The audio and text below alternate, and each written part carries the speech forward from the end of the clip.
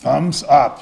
We're ready to go. Okay, well, good afternoon, everybody. Thanks for your patience. So we're getting a really big snowstorm, and I wanted to offer up what we have in the way of details about what we believe is going to happen and tell you in general what we're doing about it, and then how the public can assist in the effort, all in service of our general intent to keep everybody safe.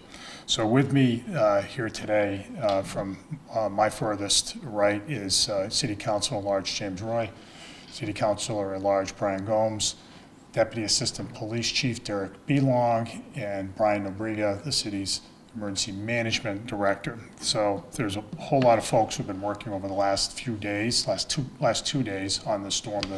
The forecast had been a little uncertain leading up to this, but it's pretty clear now what we're up against. So let me tell you what we know, which is the latest, and this comes really from two sources: the National Weather Service, as well as Precision Forecasting, which is the city's weather forecasting subscription service that we use in order to have the best look at what we believe is what we're up against. So right now we are looking at 18 to 24 inches of snow, a big snowstorm that will be coupled with extremely gusty winds, sustained from 30 to 40 miles an hour, with gusts up to 50 to 70 miles an hour. This, ladies and gentlemen, is a blizzard by any definition, and so we've been through blizzards before, but it has been a long time, and as large as that snowstorm was that we had some 3 weeks ago, now this one is a much more significant storm, so people need to understand that. So we are taking this obviously very seriously. When the snow starts will be approximately, it's about 7 o'clock tonight in Greater New Bedford. That's when we expect to see the first snow flurries.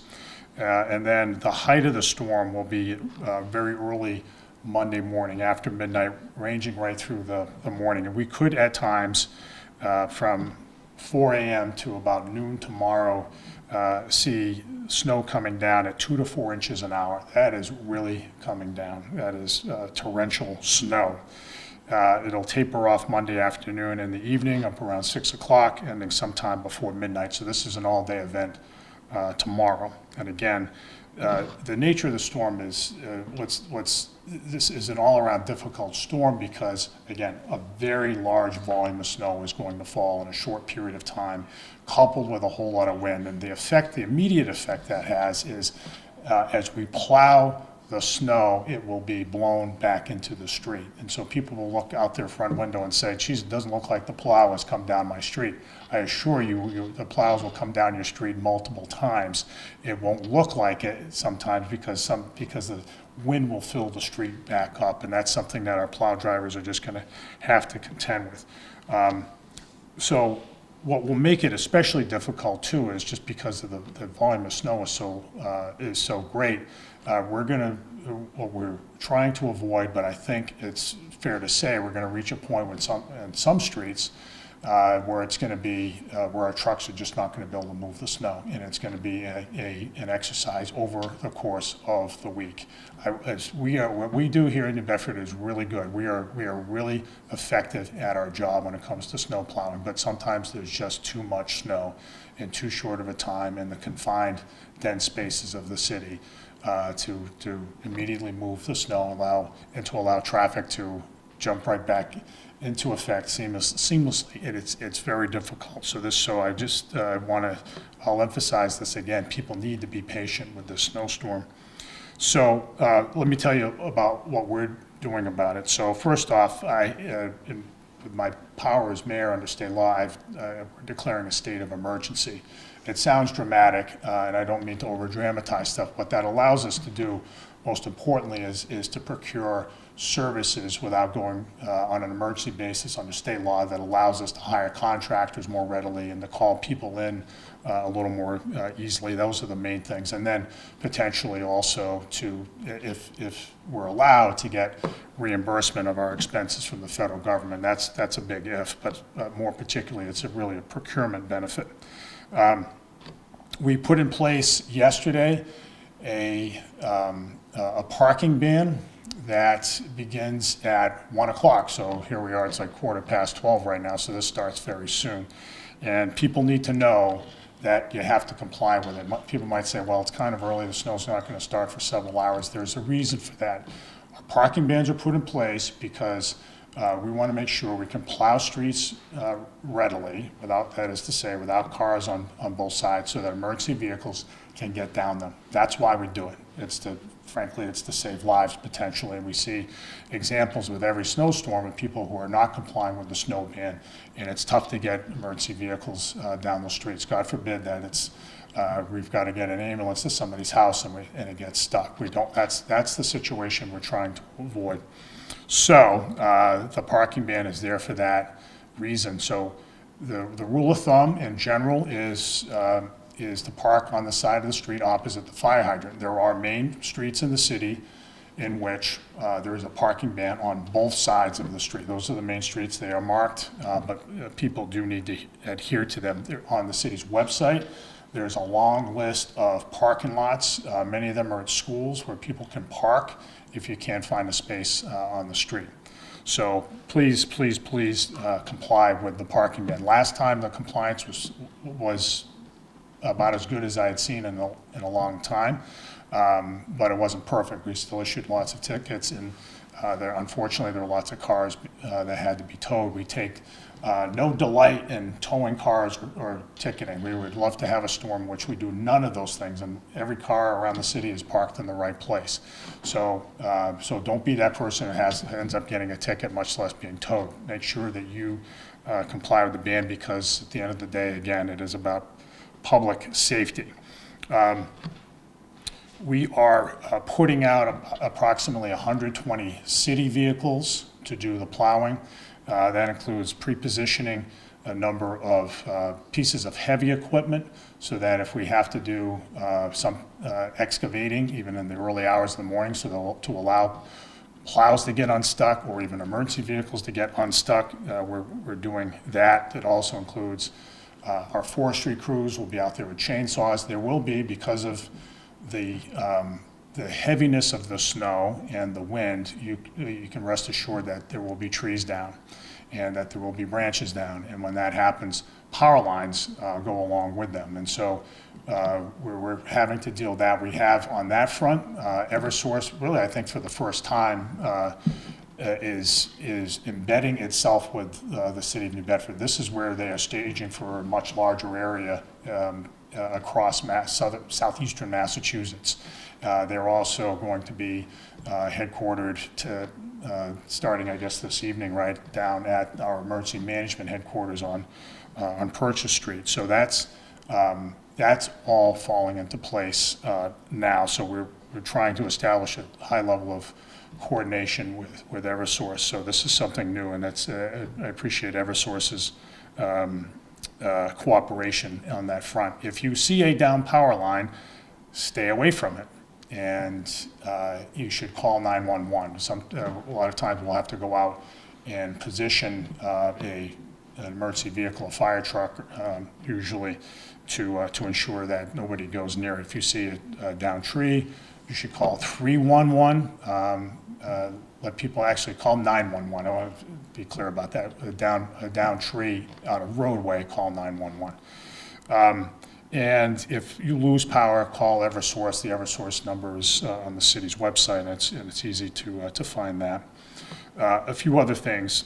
The Port of New Bedford is monitoring the situation with the navigation gate. That is the rule of thumb. That's managed by the Army Corps of Engineers. The rule of thumb is when the water level gets to 4 feet above mean high tide, they'll close the gates. As far as we know right now, all the vessels that are home ported in the port of New Bedford are back in, but that's something that they continue to monitor. There is going to be some rough seas as well.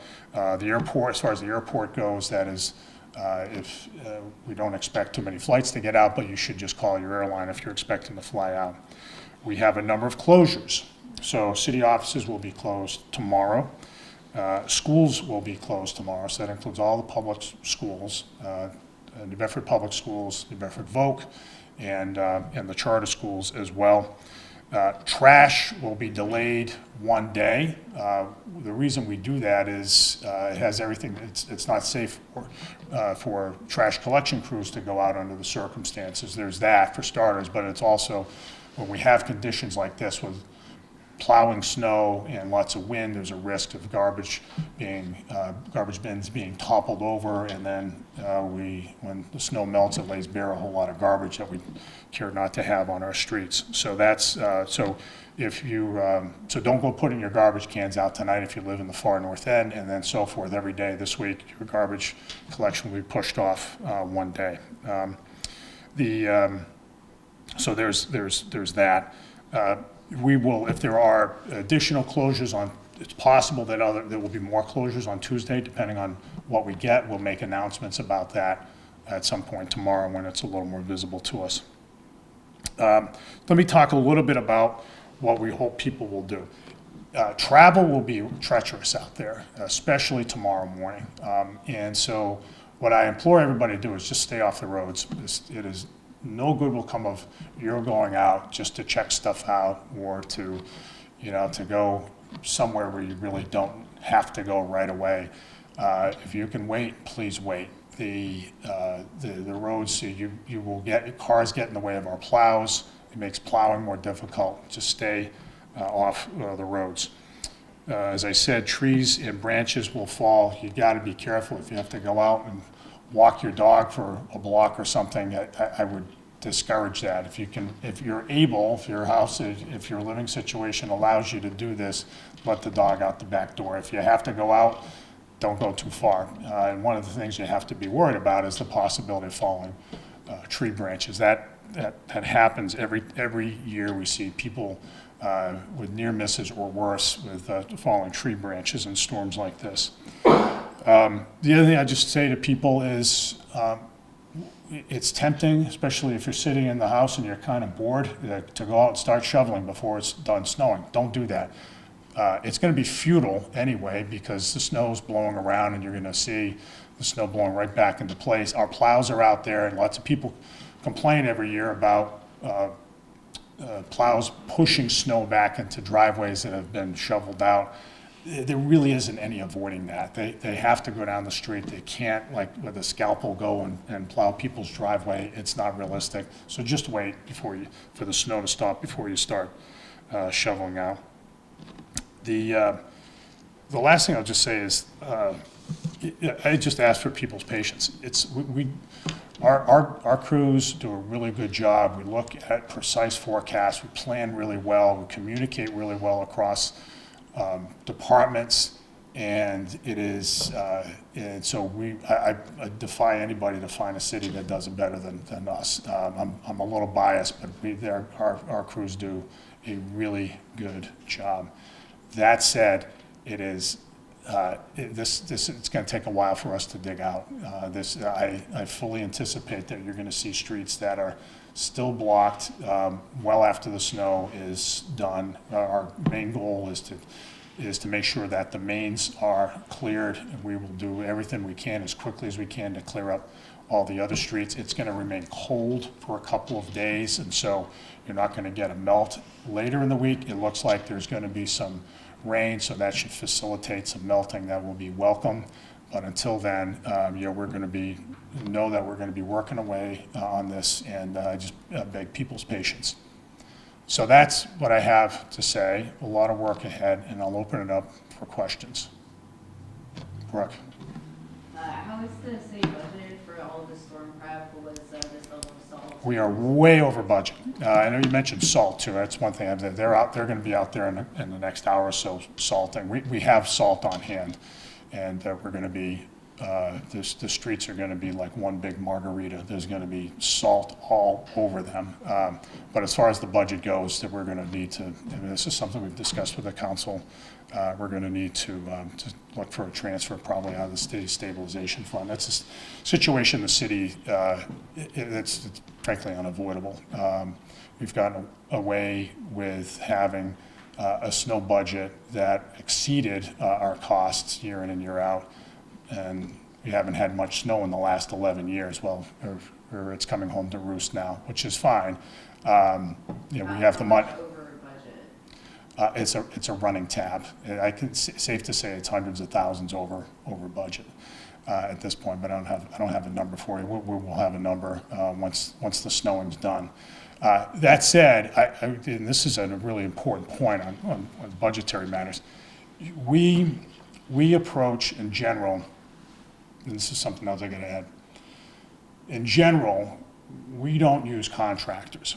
Other cities use contractors at great expense.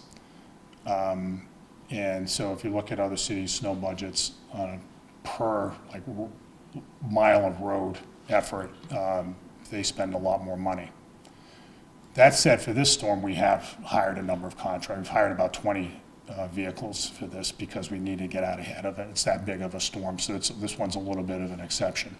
But as far as in general, we do spend less because we're able to do it in-house, whereas other cities just, they don't approach it that way. What prompted the collaboration between Eversource and Bedding in New Bedford versus somewhere else? Well, we're the center city of the region, for one thing. I mean, but beyond that, this is, frankly, this is the jackpot of the storm. This is where the most intense snow and wind will be, and it sounds like in all of New England. All right, anybody else? Do you have a rough idea of when the parking ban may be lifted? And how we I don't know, it'll be lifted when the plows say we're good, which it may not be tomorrow.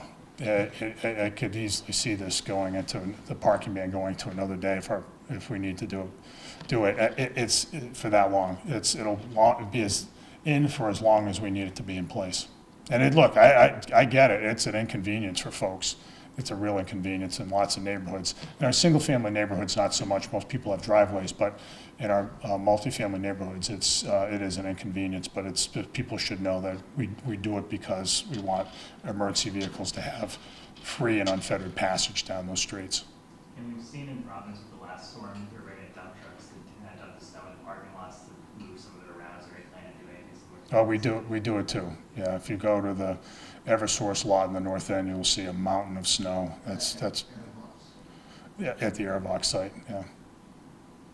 Last storm, we ran into an issue where once the parking ban was lifted, a lot of the streets were still, a lot of street parking was blocked with snow. People couldn't find parking. Are you doing anything to alleviate that this time around, just so people have somewhere to go back to once they have to move their cars again? Well, the plowing didn't stop after the snow stopped, so we have to lift the ban at some point. And at some point, sometimes is when the plow drivers have to go to sleep. We don't want to, so one of the things that we have to consider when we do this is how long we can sustain the effort. Sleepy people behind the wheels it represents another hazard. So at some point, those guys have to be called back, and if they stop to get even a few hours of sleep, we'll lift the ban, so long as it's not snowing still. But I fully anticipate this is a multi-day effort. It'll become primarily a plowing exercise starting tonight that'll last through tomorrow, and then after that, it'll become an excavation exercise and a mop-up exercise over the course of the week. This is a week-long effort. It's just people should be clear about that. Sidewalk shoveling enforcement, is that something that is on your radar or something that you'll be looking into in the days after? Yeah, people should be clear that it is the responsibility of the property owner to deal with the sidewalk along one's property. So, we do enforce that. We do enforce it. You tend enforce it against some of the larger property owners. But it's also an undertaking that we have to do as a city, because along here in front of City Hall and along all the other municipally owned buildings and our parks, and that's part of our job too. So we try to, it isn't the first order of business. Right? The first order of business is to deal with the roadways, and then we go back, and so we don't enforce like the day of, but people need to, we ask people to step up, and especially businesses that have the wherewithal and the means to do that snow clearance, to go ahead and do it. Okay, thank you. Thanks for coming. All right, thanks, everybody. Appreciate it. Appreciate you getting the word out about this. All right. You ready? Get all your snacks? Oh, yeah, thank you. Yeah.